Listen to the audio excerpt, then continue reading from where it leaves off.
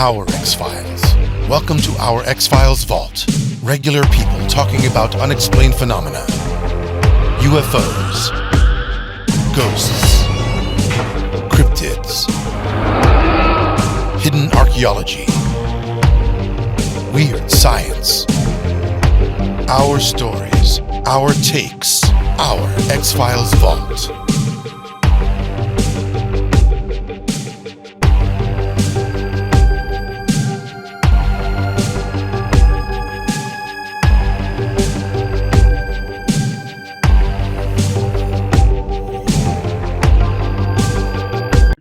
Record.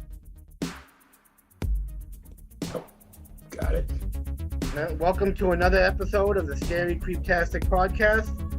And today we're going to talk about some more cryptids and some more haunted places or whatever we got on the agenda today. So Cam, why don't you start us off? What do you got on the agenda today, Cam?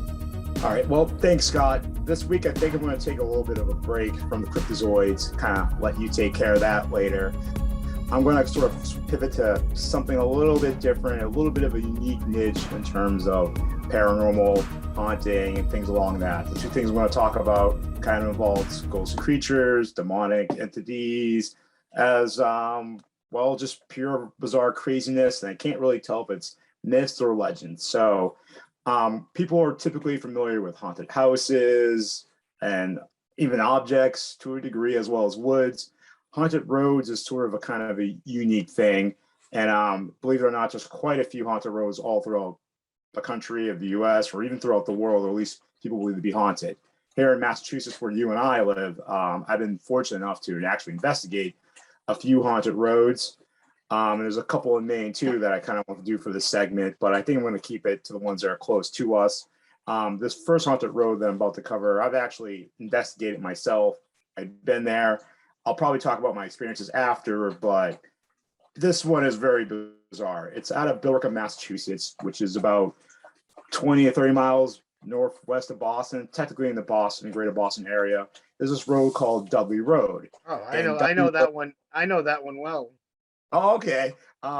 Bill, for you to, I have a couple things I'm going to sort of list. I probably read over maybe, I want to say about, I don't know, mid-20s different legends and stories. I narrowed it down to 4 that I'm sort of just going to reference. If you can have anything you want to add, you're more than welcome.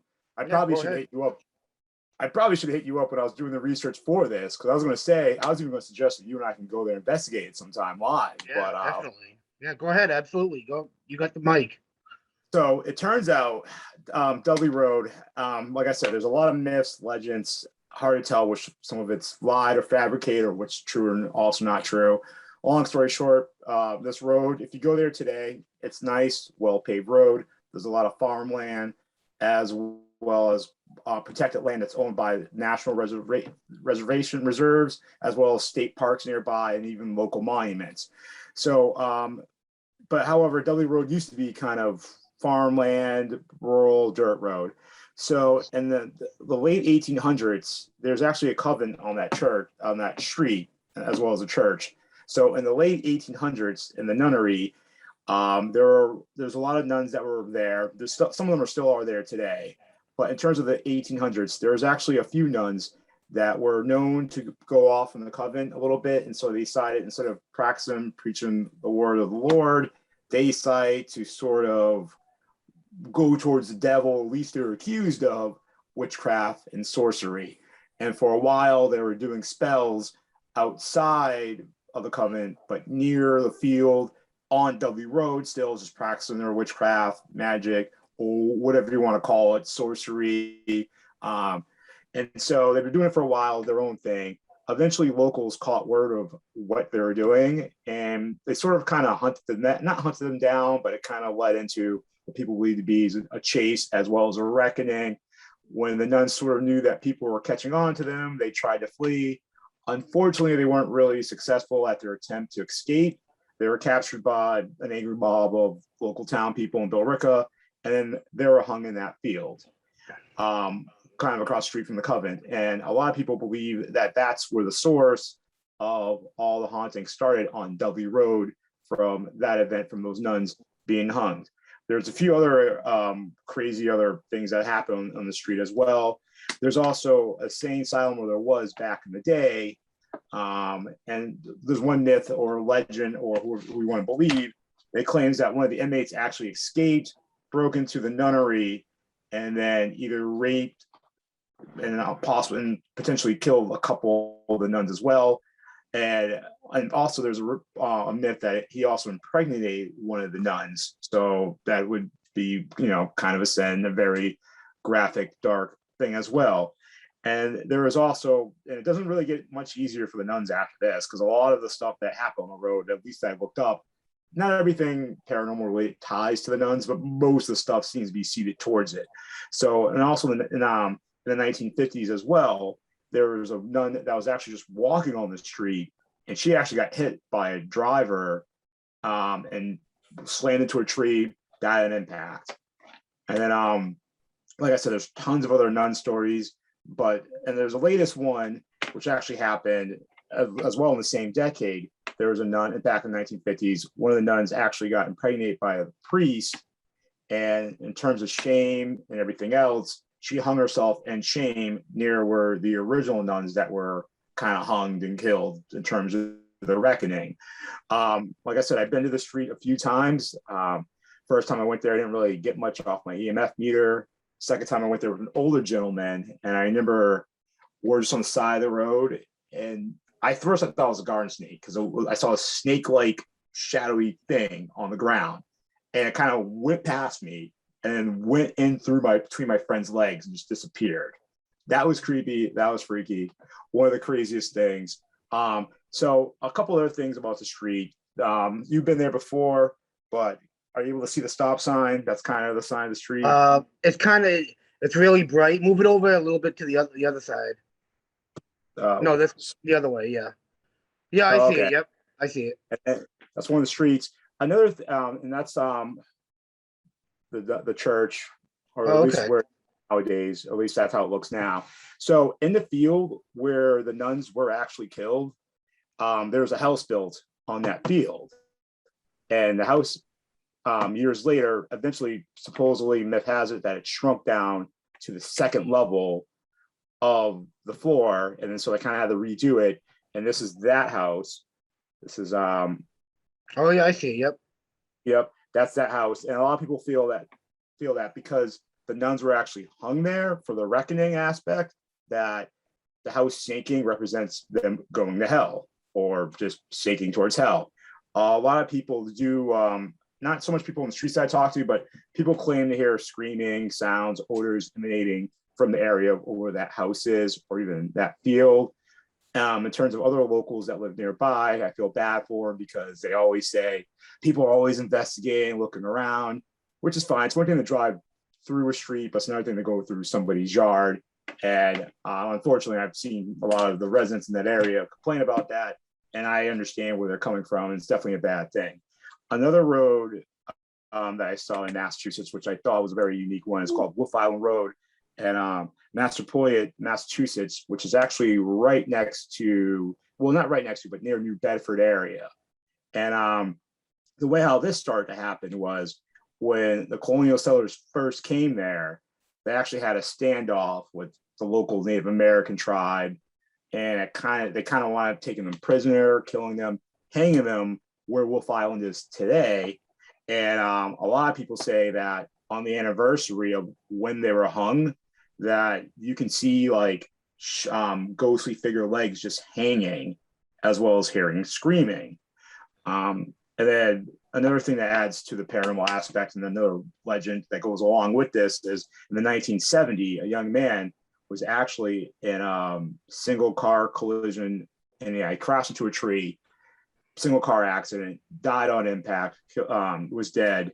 And there's a legend that the site of the accident, and if you go there today, if you flash your headlights 3 times at the where the accident happened, that you will see an entity or a ghostly car driving right at you, and then eventually it just goes right through you. But a lot of people claim that you can even see, like, if that happens to you, you will see the tire marks right before they touch your car and even possibly on your car, and it's a loud sound. This is something I was very intrigued by. So supposedly, like I said, you have to flash your headlights 3 times and then supposedly see the shadowy figure or the ghost car, which Wow. it was what I'm guessing it would be.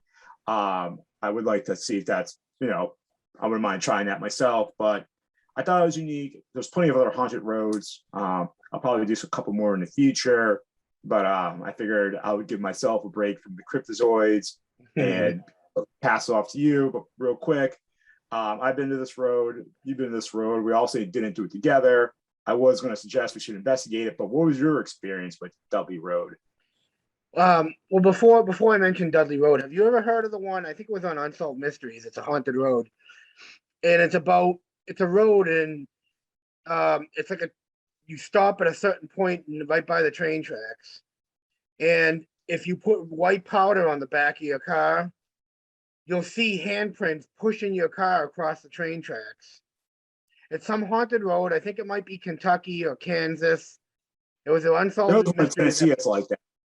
There's I'm one in sorry? Tennessee that's, oh no, I was going to say there's one in Tennessee that's like world renowned famous. That Like, might be the one. That might be the one. I don't recall where it was, but that could be the one. But yeah, interesting stuff. So my experience with Dudley Road, you gave me a ton of information that I didn't know about Dudley Road, and that's interesting. I mean, I went down there one time, and I went down through the Bedford side of Dudley Road, and it was during the day, and I just drove through, and I really didn't, have any information, just that it was haunted, and nothing happened to me. But I heard about the rumors, so I just drove down there. But the info you told me, you gave me a lot of amazing information about the road, and my wife went to college right near there, right at Middlesex Community College, and her and I would drive down that road just to see what it was like, and yeah, so that was the only experience I had at Dudley Road, but I knew where it was when you mentioned it, and that's why I said there's a lot of rumors at the school right near there about Dudley Road. So,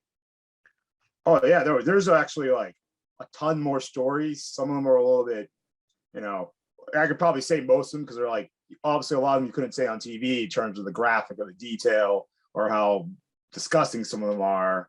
But I figured I'd keep to those 4 basic ones because to the degree, minus the nuns being hung, some of that stuff is kind of relatable, car accident, unfortunately, unexpected pregnancy and shame. I mean, I don't know if that's how true that is, but that's definitely a scandal in itself, especially given the fact that if it was from the priest, as legend says, then that alone is, enough of a type of reckoning. how do the people who live on the street, do they get hauntings in their house? Like, do they have do they notice like apparitions and stuff, or Let's wonder? see. Like I said, the first time I was there, I didn't find anything. Second time, I saw like a snakely entity-looking creature that went stopped to my buddy's friend. If anything, it looked like it was like a shadow when I saw it personally. In terms of locals, I've had heard of some. I talked to some locals in that Billerica that either think it's all made up, a bunch of crap, but I also talked to some people where, oh yeah, my car battery died. I talked to this other kid actually. He played football for Billerica High, was a backup quarterback, wasn't a starter.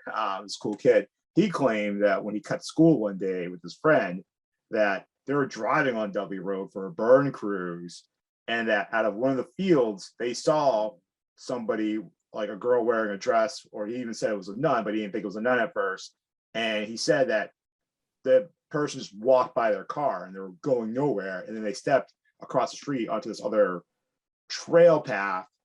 And then he said he waited like a few minutes and then he looked and he said it was just a feeling, he didn't see her. So he suspected that was a entity or a ghost or a specter of some sort. That's amazing. Yeah, amazing stuff. Dudley Road is definitely one of the well-known haunted roads. So Yeah, I think it's probably like one of the top 5. If you type in like haunted roads, Massachusetts, I definitely think it's one of the top 5. absolutely. Wolf Island, I never really heard about, but I do think I want to try to see if I can do that thing where I flash my high beams 3 times. And it's amazing because when I did the Bridgewater Triangle, not Bridgewater, the Benetton Triangle, we talk about things coming in threes or tries or whatever, and flash your high beams 3 times and get like to awaken a spirit driving right at you. That's sounds a little intense. I think the 3 represents. Well, it's funny because you mentioned 3, and a lot of the times when you hear about demonic, you hear 3 a.m. or you hear 3 scratches on somebody's body, or you hear, and a lot of the times that's to make fun of the Trinity. So maybe it all's connected somehow, maybe. It could be because not to get off topic, but one time I was investigating. One time I was investigating one of my friends from a while ago. We were getting actually do the Ouija board, or and I remember we were doing it, and my friend were talking to somebody. I don't think it was really Zozo. Somebody pretended to be him, but my friend wound up having 3 scratches when we ended the session. So, wow. But I'm all excited to hear about Sasquatches. So what do All you? right. Well, he's an interesting character. Well, Sasquatch sightings go back hundreds and hundreds of years. I'm sure probably thousands, actually. Thousands. Well, yes, I was going to say probably since the dawn of time. The Native Americans even talk about a hairy beast. But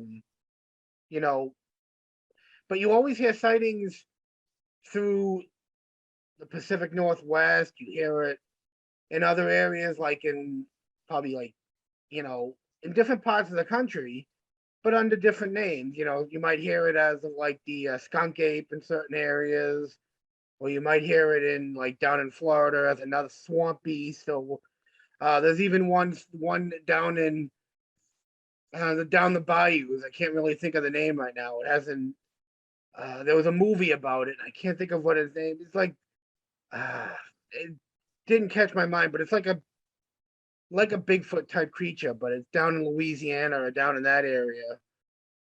Swamp beast. It's like the bog creature or whatever. But anyways, they're all kind of a similar, possibly type Bigfoot creature. But you never hear about one up in this area. I've never heard of any Bigfoot sightings in Massachusetts. I'm sure they are, but maybe you. What do you think? There's actually a Bigfoot sighting in close to you. I want to say it was either last year or 2 years ago. It was in Breakheart and Saugus. Really? I found it a little. I like Breakheart. It's nice woods. I mean, I love Breakheart. I do believe. I think just to get. I love Sasquatches. Just to give you an idea, here's I don't know if you can see it. Maybe yeah. Oh yeah. That's me at the Cryptozoid Museum. Lauren Coleman. Yeah. That was a Bigfoot creature. Typically in Massachusetts, alone. Hypothetically, my thoughts are, Sasquatch it's crazy because every continent has had them. If you go back into ancient time in Europe, even Eastern Europe, they used to refer to as Sasquatch as the big hairy men, kind of similar to when I did the Bennington Triangle. I talked about the Bennington Beast believing to be a Sasquatch. In terms of Massachusetts, though, if you were to ideally look for a Sasquatch, just Mass alone, your best spot is probably in the Berkshires, Glossbury Mountain, because one, that's where the most sightings of Bigfoot happen, but also you're more likely to see a Sasquatch in that type of area because where there's less people, miles of space. That's part of the reason why the Pacific Northwest is kind of like a weird ideal place, because if Bigfoot was living in the US, it wouldn't make sense to live there because they're parts off of Native American reservation tribes that you're talking like 100 miles and nobody lives there. And some people will, and I know I can't remember the tribe, but there's a tribe that used to do an ancient ritual where sometimes a random member of the tribe would go off in that area of uninhabited land and just live there by themselves for up to 10 years.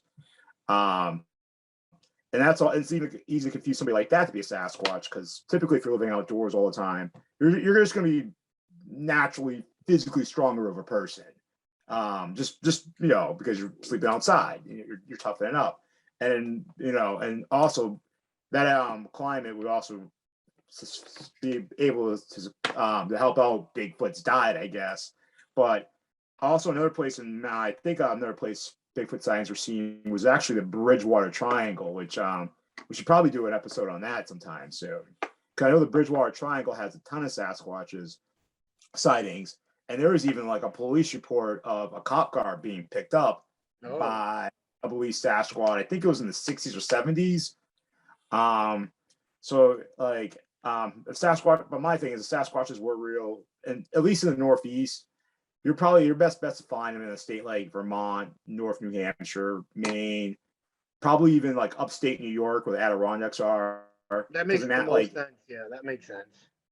Yeah, because in Mass, I think like I said, Glossbury Mountain in the Berkshires. I don't know if you've ever been there. It's in North Adams, beautiful place, beautiful town. But like I said, that's like the most sightings in terms of Massachusetts. The one that happened in Breakheart, I mean, I don't know. Like I can believe seeing a black bear and thinking it's a Sasquatch or a moose from the odd angle, but I have a hard time. Like, don't get me wrong, Breakheart's about 500 to 800 acres of land, 1,500 depending on we add in the highway aspect from the field. But I don't know if Bigfoot's quite living right off of 95 or Route 1. Maybe he was going for a swim or something. Who knows? Hey, I mean, he does need to cool down too. So you're right about that. So, here's my thought of how. But anyway, in other countries, he is known as a Yeti. If you want to go up to like, the that's Soviet like Russia. Russia, yeah, and the Soviet Union, but you're right about all the other continents. He's definitely known to be in several other continents, and I actually have a theory on Bigfoot, how he got to America. And at one time there was a bridge, a land bridge that came from the Soviet Union and crossed over into Russia.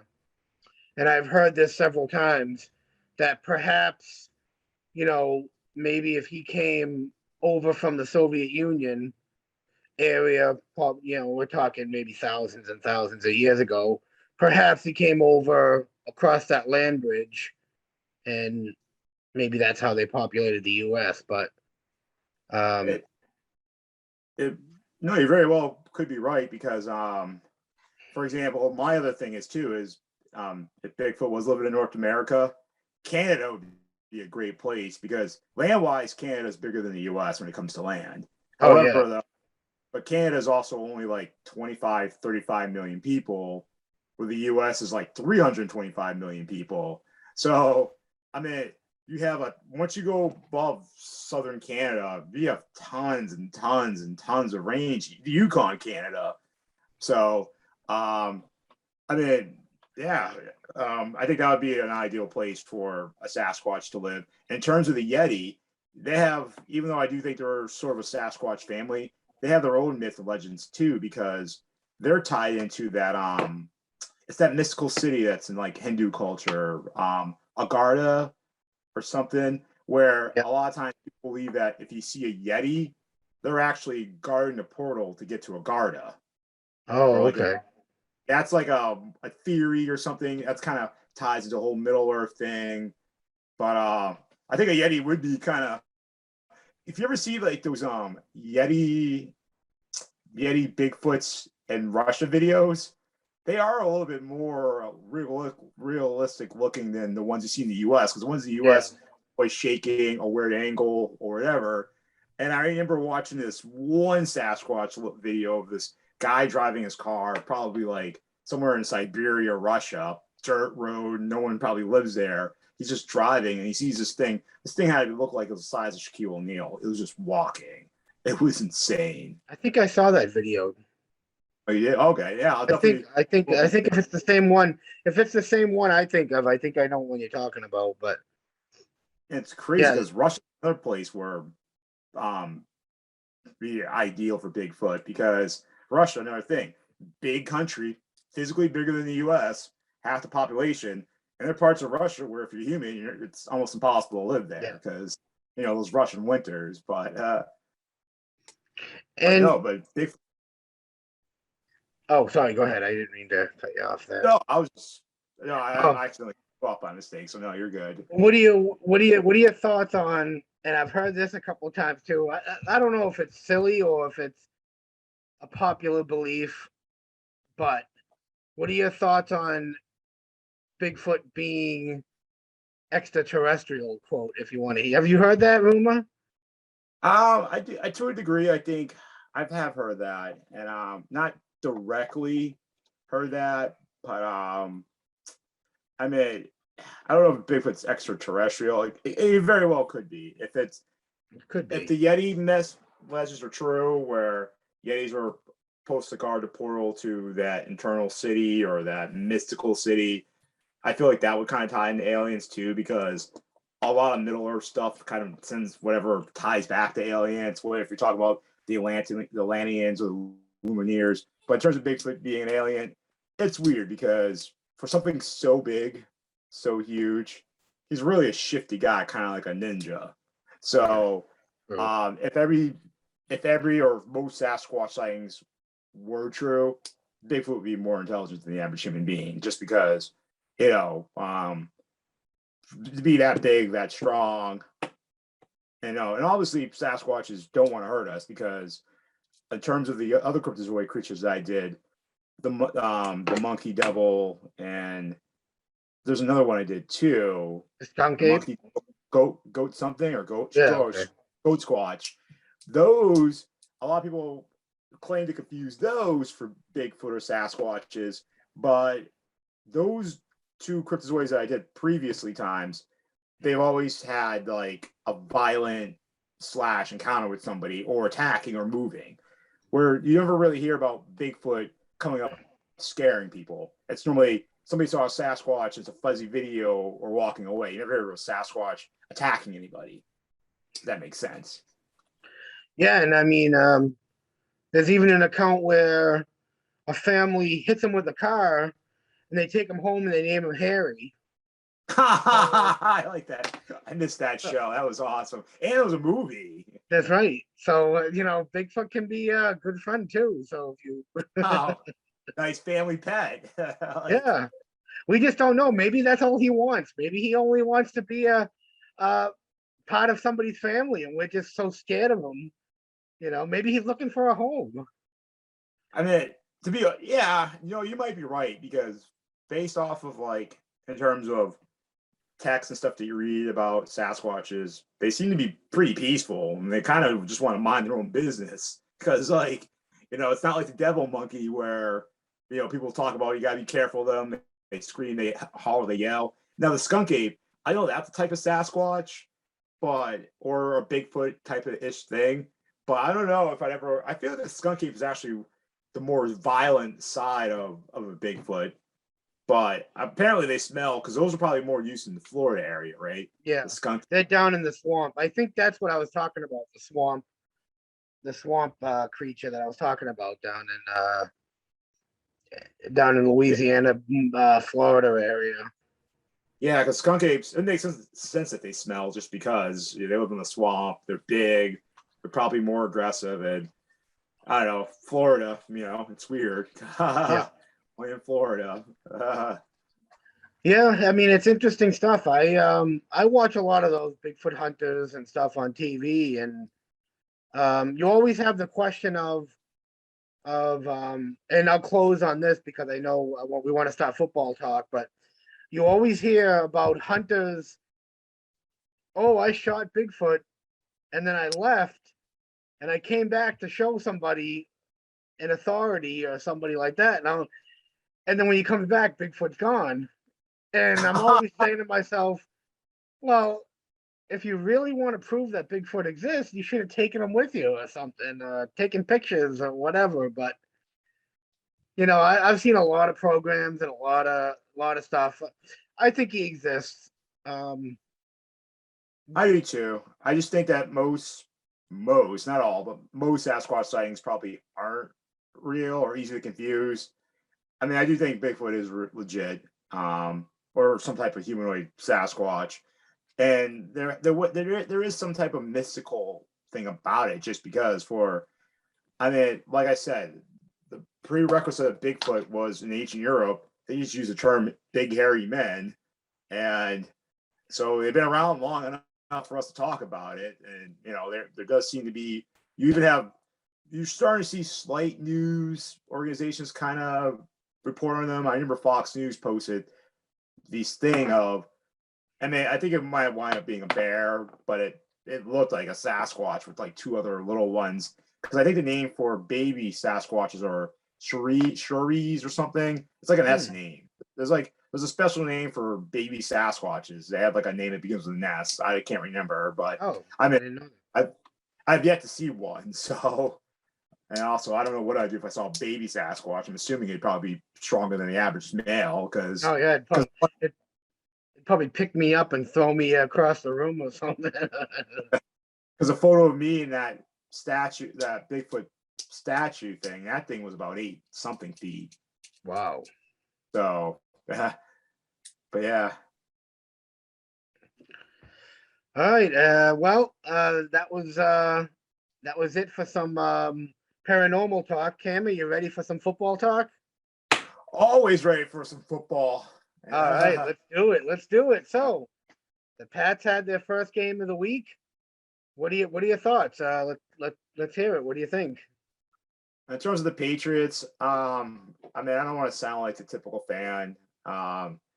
Obviously, I'll bring it back a little bit. To be quite honest, I watch college football as well, as I'm sure I told you multiple times. If I was picking a team, I probably wouldn't have picked Mac Jones. I probably would have tried to get that quarterback, Justin Fields, that the Chicago Bears got. Trey Lance thought looked nice. Everybody wanted Trevor Lawrence, the kid that went to Jacksonville.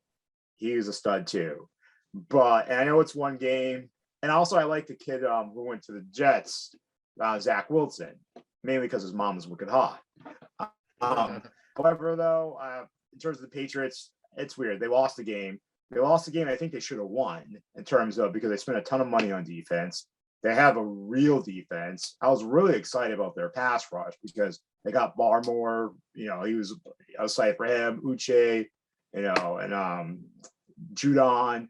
They had I was real excited. And then Kyle Van Noy came back, as well as Dante Hightower. So obviously they didn't give up more than 17 points, which in this day and age of modern NFL, you really can't ask your defense to do too much better than that.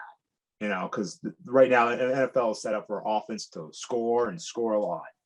But in terms of the Patriots, our team, a little disappointed in the defense, even though, like I said, it's tough to say that because they only gave up 17 points, but they lost the game and they pretty much gave up that you saw that ending play where, this defense is built to stop the run and they weren't able to do that. But in terms of the Patriots offense, I got to say, I know it's one game. There were some checkdowns. It wasn't anything crazy, but Mac Jones looked a lot better than I thought he was going to look. I knew he was probably the most accurate passer coming out of college, I think he was like the completion percentage or something, all-time completion percentage for college.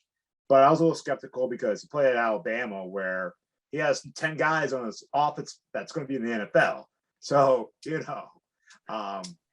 but yeah, I think the arrows is pointing up for him forward.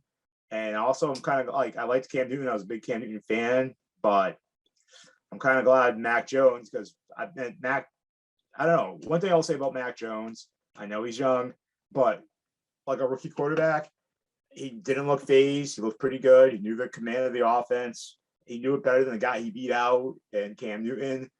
And also too, I divvied up his play chart. He was pretty much even all over the field in terms of where he was throwing the ball, which is actually a good thing because a lot of times when you get a young stud quarterback, some quarterbacks only like to throw to one side. For example, I don't know if you're a Bledsoe. I was a Bledsoe fan, wearing a Bledsoe jersey from when I was a little kid. Yeah. There was a guy drafted before Bledsoe, I think, with the first pick, went to Seattle. He had a better rook. I forget his name, but he had a better rookie year than Drew Bledsoe. But after that, he completely sucked, and he was a right-handed quarterback. And then people realized that he couldn't throw left. And then from there, teams kind of just teed off on him. So overall, disappointed that the Pats lost. Hopefully this defense does show a little bit more. Like I said, they didn't give up 17 points, but I'm liking Matt Jones. And you know what? If it keeps going, like I said, I don't want to count my chickens too soon before they hatch because it's one game. But we had Tom Brady for 20 years. Before that, we had Drew Bledsoe for another 10 years. We went essentially 30 years of not worrying about a quarterback, or because there are plenty of teams that spend forever looking for a quarterback. Look how long it took Buffalo to replace Jim Kelly. Dan Marino was probably the best quarterback, and he retired in '98. And Miami fans aren't even sold on Tua. Look at the Jets. Every 2 to 3 years, they're always drafting a new first-round quarterback. The Colts, since Peyton Manning hasn't been able to even get Andrew Luck retired. I mean, he retired young, and then now they can't even get somebody to fill his shoes again. I mean, and you saw it with the 49ers when Steve Young retired. Jeff Garcia was pretty decent for a while, but between Garcia and before Alex Smith got decent, they were like a revolving door. So I was really glad that it looks like, I'll keep my fingers crossed, but it looks like we're going to avoid a quarterback turnover every couple of years because, New England's playing the Jets this weekend. And the Jets, Zach Wilson's a rookie. Before that, they drafted Sam Darnold 3 years ago, and he looked pretty good. Before that, it was Geno Smith. Before that, it was Mark Sanchez, and on and on. So it's like, and there's also a couple other guys I can't think of. I know they had Brett Favre for a while, but I'm glad we were kind of avoiding quarterback purgatory.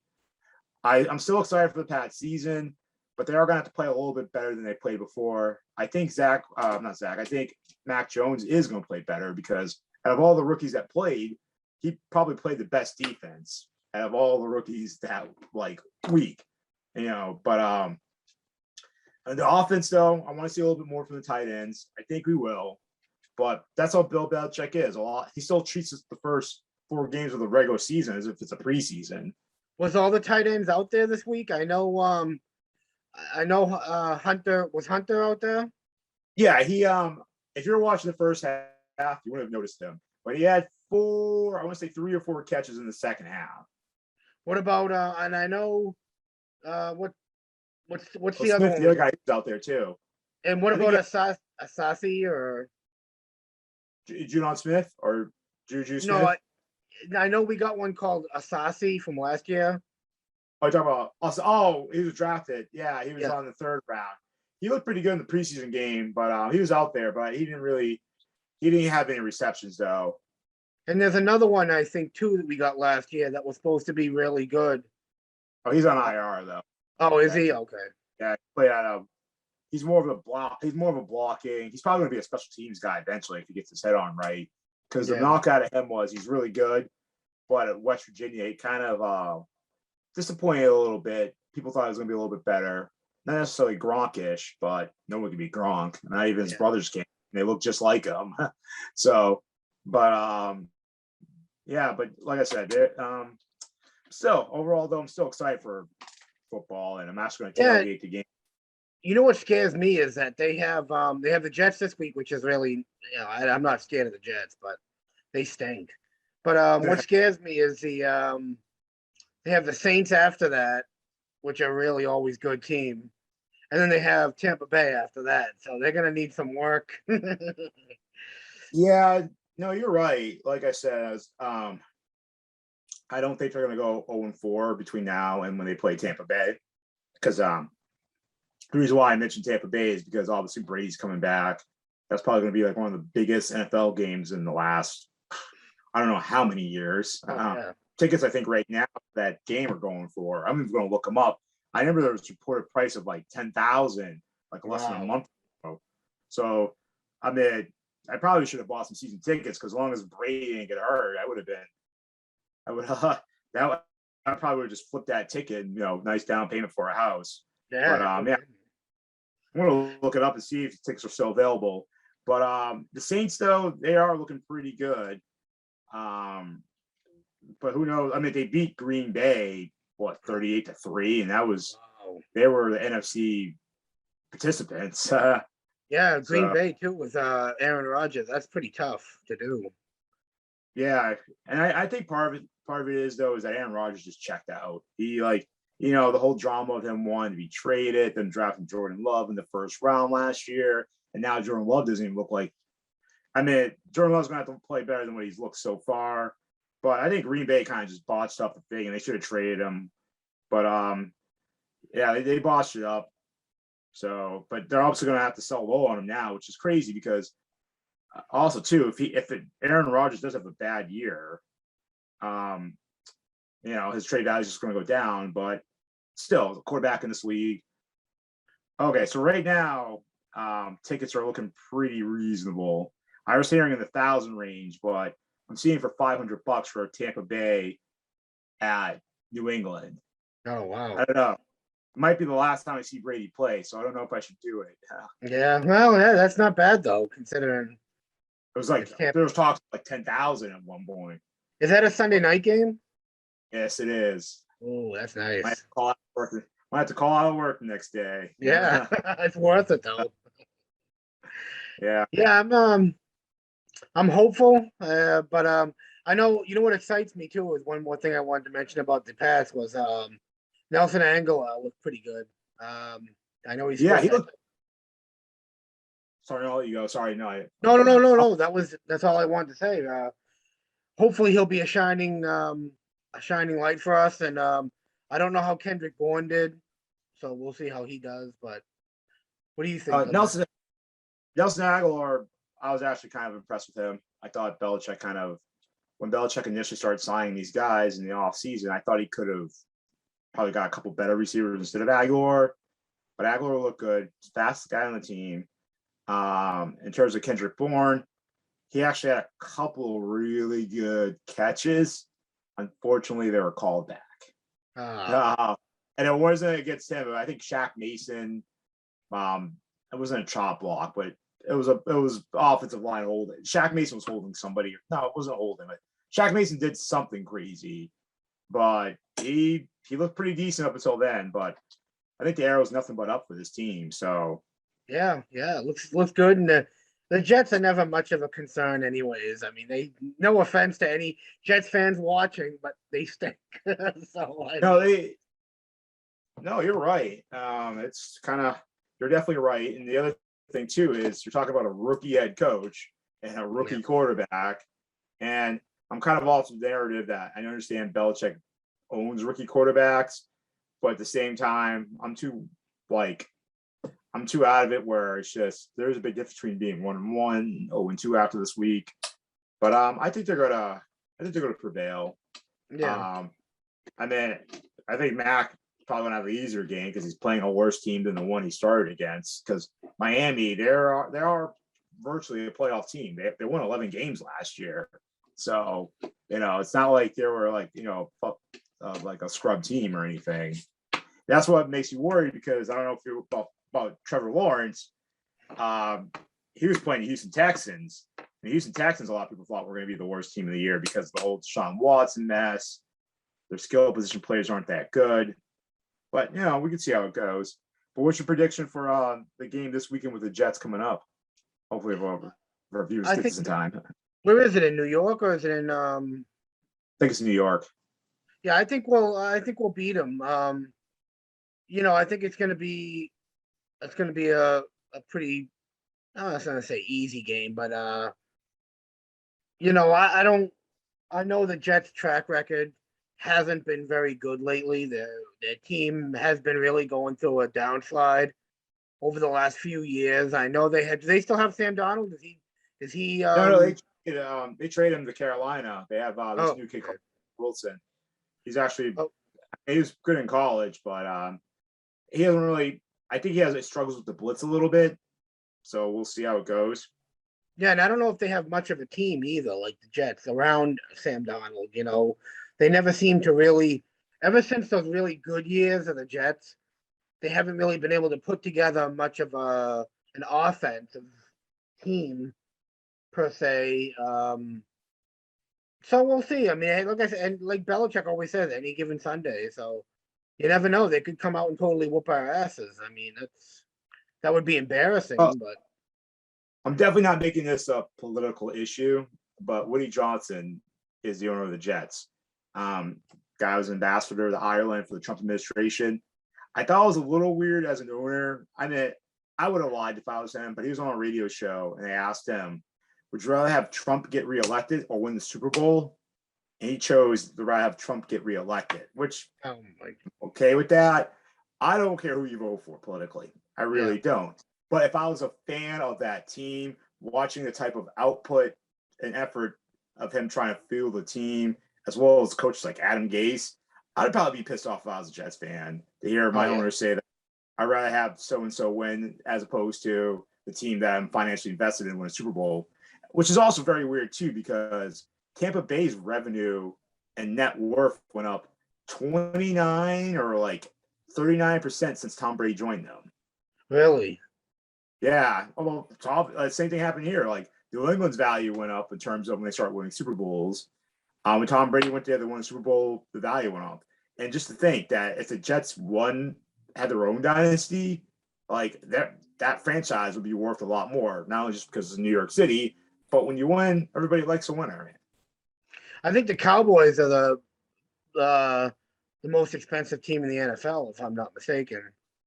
Oh yeah, no, I wasn't going all by what's the most expensive, but I think it's funny because the Cowboys, actually, I thought they were going to beat Tampa Bay. I actually did, because they looked pretty good on Thursday against Tampa Bay. Yeah, I was impressed how Dak looked. I'm not a big Dak fan, but yeah, he did look pretty good. Looks like it was close too. It was definitely a close game, and the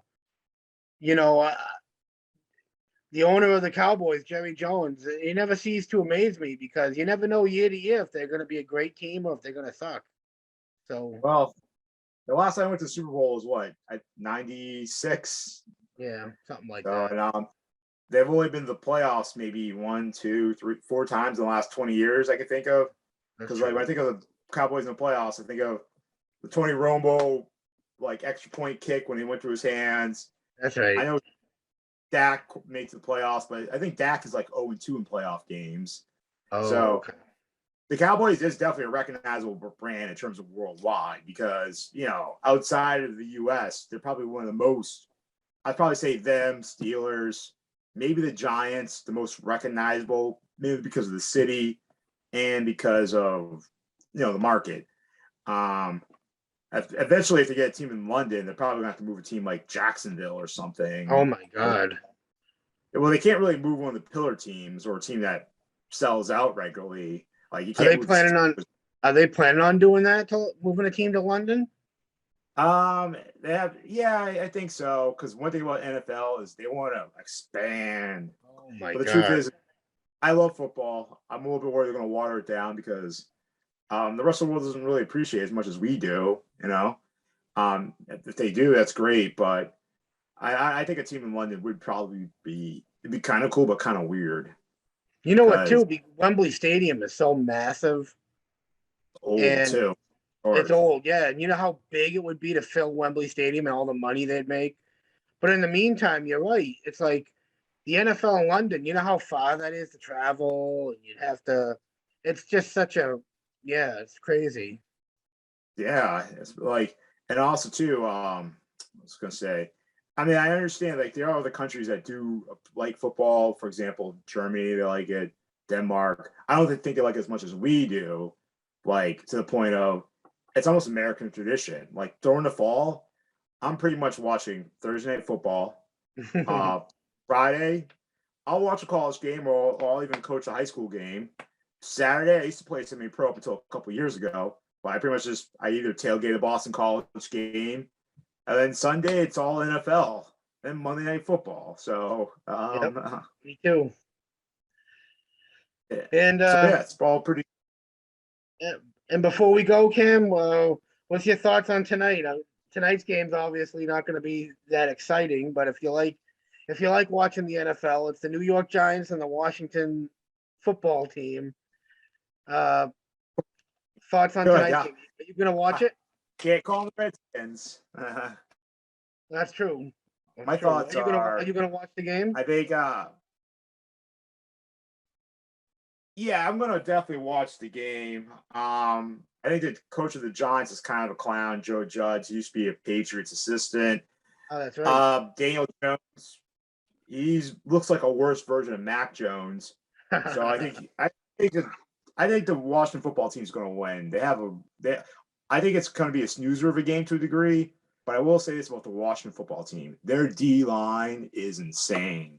Well, if you have a D line like that, you don't ever have to blitz anybody. Wow. So I will give Washington that. Their D line is pretty good. How about yourself? What are your thoughts on it? You going to watch the game tonight? Yeah, possibly. Yeah, I got a couple of things to do, but I think I'll watch it. I'm curious to see the Washington football team. I'm curious to see, because honestly, I don't know anybody on that team. I don't want Fitzpatrick, and He's hurt. I know he's the quarterback, but I don't know many other players, so I'm kind of interested to see how they do. And I'm rooting for them just because I hate New York, so it doesn't matter who New York. I just hate all New York teams. So I think Washington's going to win, but I think offensively, I think New York has probably better offensive playmakers. Like the Giants tight end is pretty studly. I don't know too much about the receivers. Shaun Barkley, is a nasty running back, but that's the thing. Like, it's kind of hard to draft a running back number 2 overall because it never really works out. Like, even Ezekiel Elliott, he was drafted 4. The Cowboys only gave him like 14 rushes last week. wow, But I saw that. Yeah, he did hardly ever. They used him hardly at all. yeah, but I would. I think I'm gonna go with the Washington football team though. Me too. Got better, mainly because their coach seems to know what he's doing. All right, well, that's all the time we have for this week. And Cam, let's do it again next week. Talk some more football. Hey, looking forward to it. Have a good weekend, Scott. Me too. You too, man. Enjoy the rest of your night. Thank you. Okay, bye.